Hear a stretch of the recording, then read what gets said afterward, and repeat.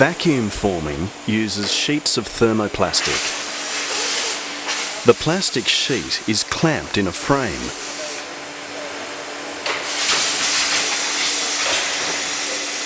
Then softened by heating. Then a vacuum draws the sheet onto the mould. Vacuum forming is a very cost-effective method of producing three-dimensional shapes, such as display items, refrigerator door liners, film sets, etc. Hanging or hinging of various components, door bins, etc. And then it's then trimmed and cut to size, the gasket's added, and then there's the final prototype. This is a roll-fed vacuum forming machine for high-volume production. An air blast pushes the finished item out of the mould.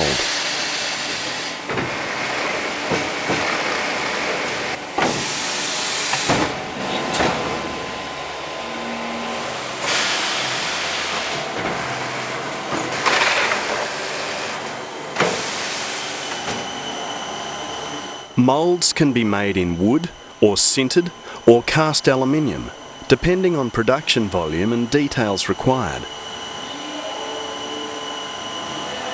This is a wooden prototype pattern. It was used for test forming to check the dimensions of the item to be produced. After testing, a more durable and expensive aluminium pattern can be made. Vacuum is applied through the small holes in the pattern. That's fairly typical of the interior of these models. You can see all the vacuum ports around the various area there, the holes. And the rubber seal, which normally fits on this area, is used to seal it so that any material, or when the vacuum's created, it draws the plastic over the mould quite tightly. Let's shrink it now. And that then produces the shape. You create different moulds depending on which surface you want to create, female or male moulds. This one we required better interior detail, so you use a male mould, whereas this one we wanted the face detail, so we use a female mould for that one.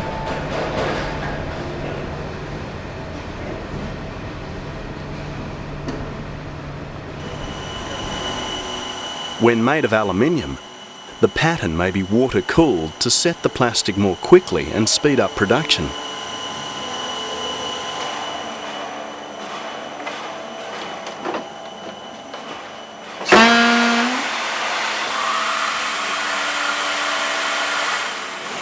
Once a part is made, it's trimmed by a computer numerically controlled cutting head. The cutting head runs off the same drawing that produced the pattern in the first place. It can also produce any holes or cuts needed in the design.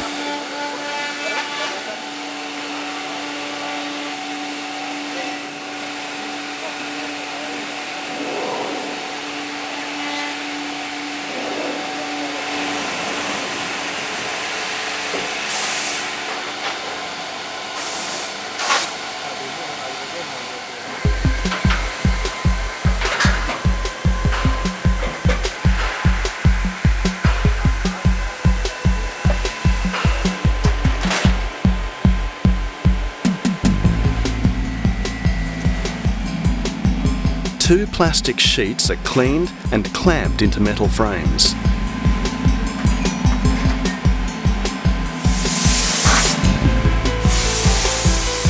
Then the frames are moved under a heater.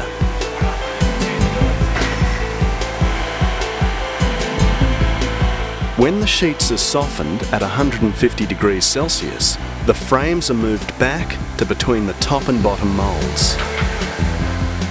A vacuum in each draws the plastic into the moulds.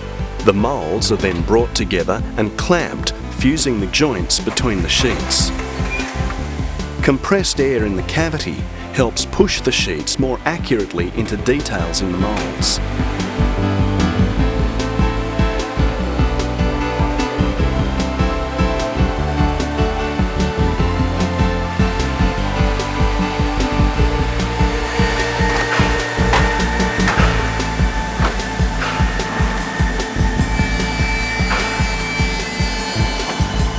The lid of this large container is vacuum formed.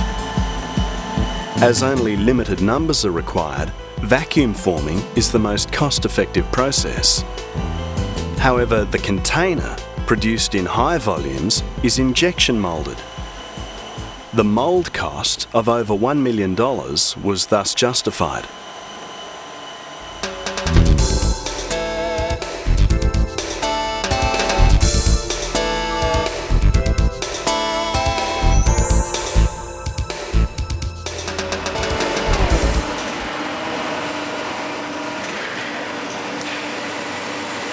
This is an injection moulding machine. It injects molten plastic into a pair of steel moulds.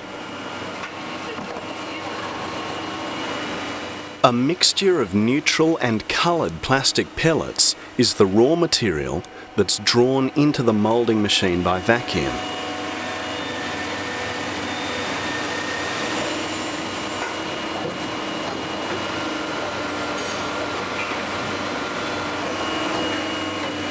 It is surprising how few coloured pellets are needed to produce the intense blue colour of the base of the box. This material is termed a thermoplastic, meaning it becomes soft or plastic when heated. A thermoplastic is easy to recycle because it can be ground up into powder and remelted any number of times. If it's coloured, it will be used with black. A thermoset plastic cannot be recycled because the heat sets it irreversibly. A complete injection mould is made up of two basic parts, referred to as the force and the cavity. The air gap between them is filled with plastic. Both parts of the mould are brought together with hydraulic pressure. The dies are water-cooled, so the plastic solidifies more quickly. The faster this happens, the shorter the cycle time, allowing more products to be made per hour.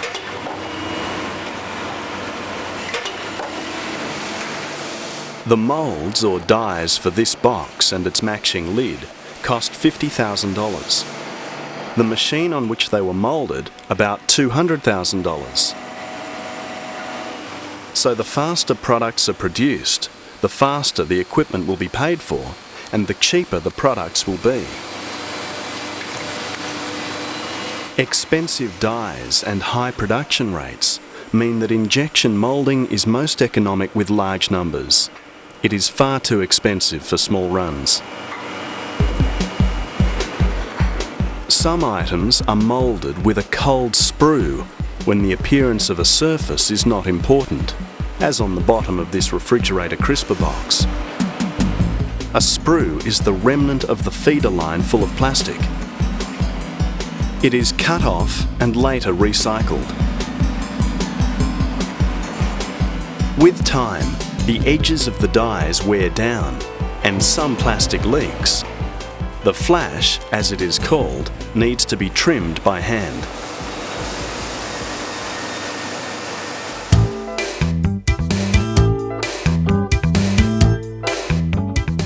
Okay, here's the two parts, the lid and the base. The design challenge was to make a box with a hinged lid and a snap closure. And you have the two undercuts there which clip together, and there's your box. This detail requires an undercut in the tool. This can only be obtained by using a sliding core. This is an expensive addition to the tool. This slot engages with a matching protrusion on the edge of the box. These cores need to slide in when the mould closes and slide out when it opens. Okay, these pins are angle pins, so they mechanically operate the sliding cores over here. So when the die closes, they'll push it, and then the locks will do the final lock, and they both push together.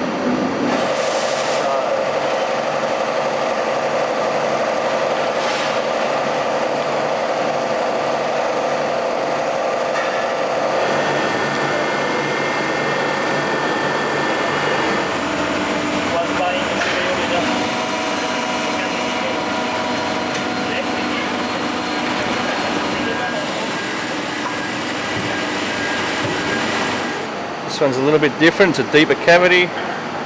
We have what we call an air valve, which during cycle time it releases air, releases the vacuum so it doesn't suck on and stay there. And there's these what we call interlocks. If these weren't here, then the die could shift ever so slightly and make a thicker wall section. Where appearance is important, a hot sprue is used, as it allows minimum disturbance to the surface. The feeder line in the die is heated electrically to keep the material plastic, which then breaks off when the part is ejected from the die. This way, the injection point is very small and fits inside a dimple. It is an expensive addition to the tool, but can be justified if the appearance of the product demands it. The surface finish of a moulded component depends on the surface finish of the mould. This has always been done by hand. This hard steel mould required more than 60 man-hours to polish. It is an expensive process.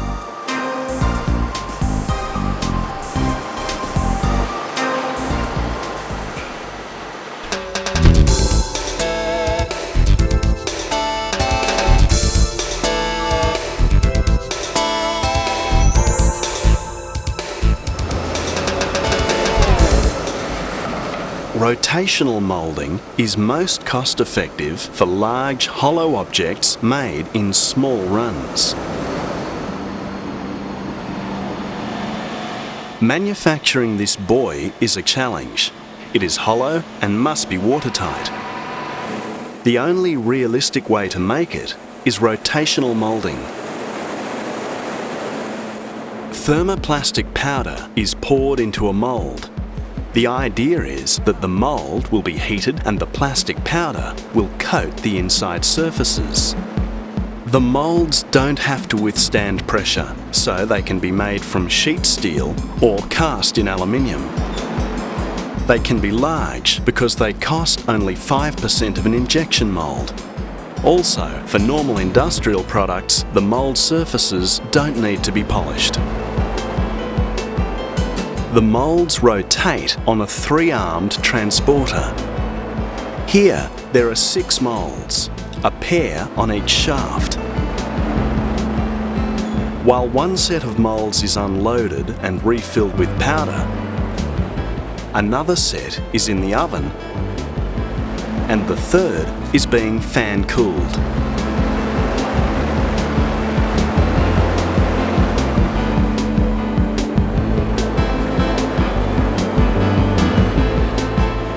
When the moulds go into the oven, the plastic powder is melted to approximately 220 degrees Celsius. To coat all the inside surfaces evenly, the moulds are rotated in 2 planes. Here, the 2 moulds are mounted on each shaft for balance.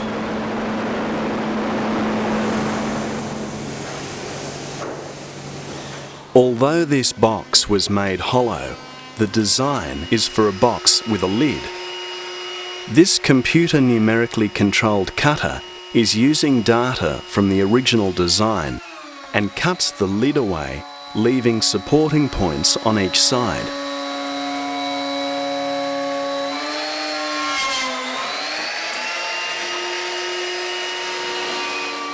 The supporting points are later removed by hand.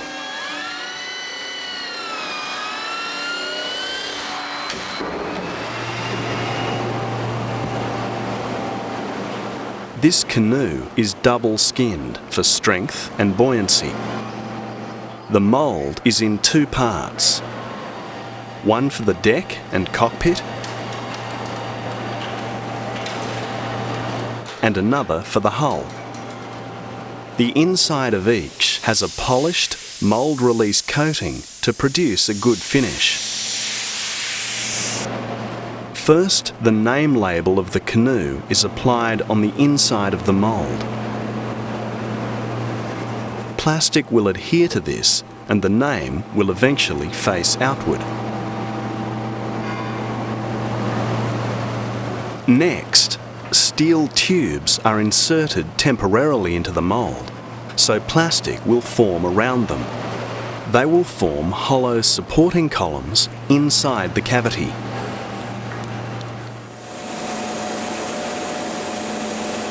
Unlike the injection moulding process, the coloured pellets are ground to a powder before use.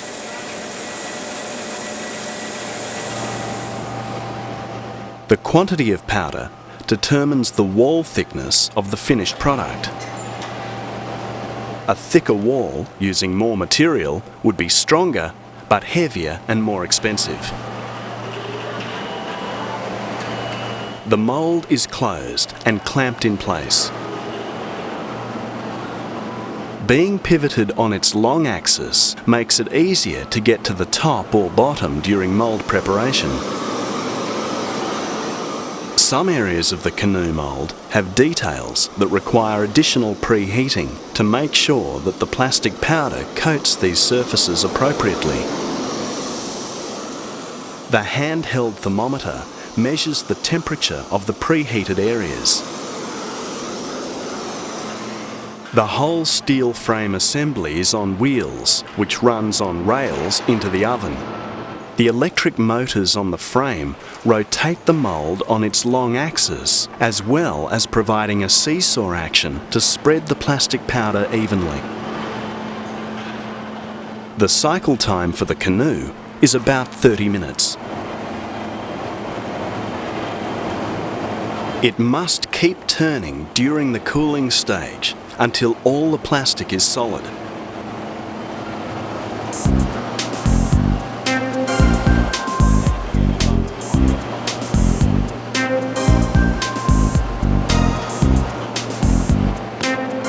The steel tubes are removed with a few blows on a plastic drift. The resulting columns also act as drain holes. Edge flash is trimmed where the mould parts joined.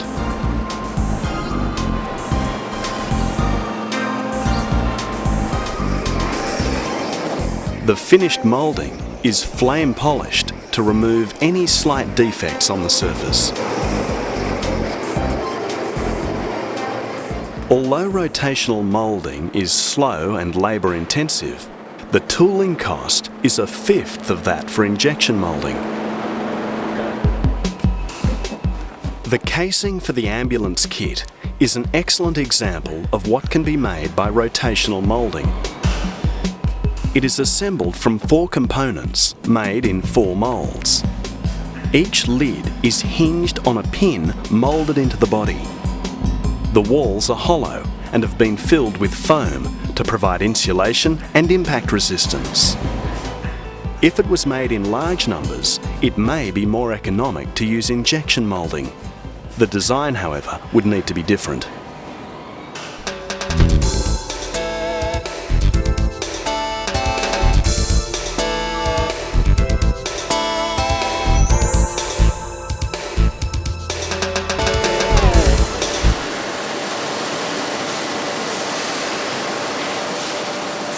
Blow moulding is used mainly for making plastic bottles and containers.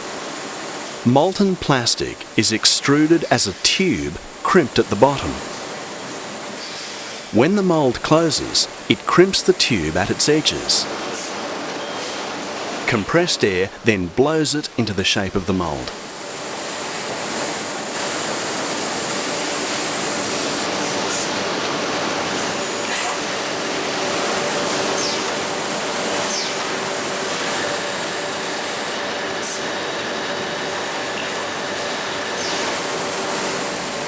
Each container is tested for leaks.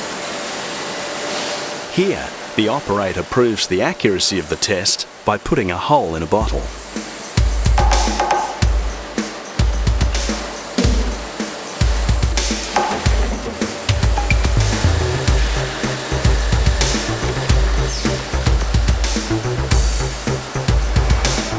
Blow moulding is the only cost-effective way of making a thin-walled bottle. Rotational moulding would be too slow and the walls would be too thick.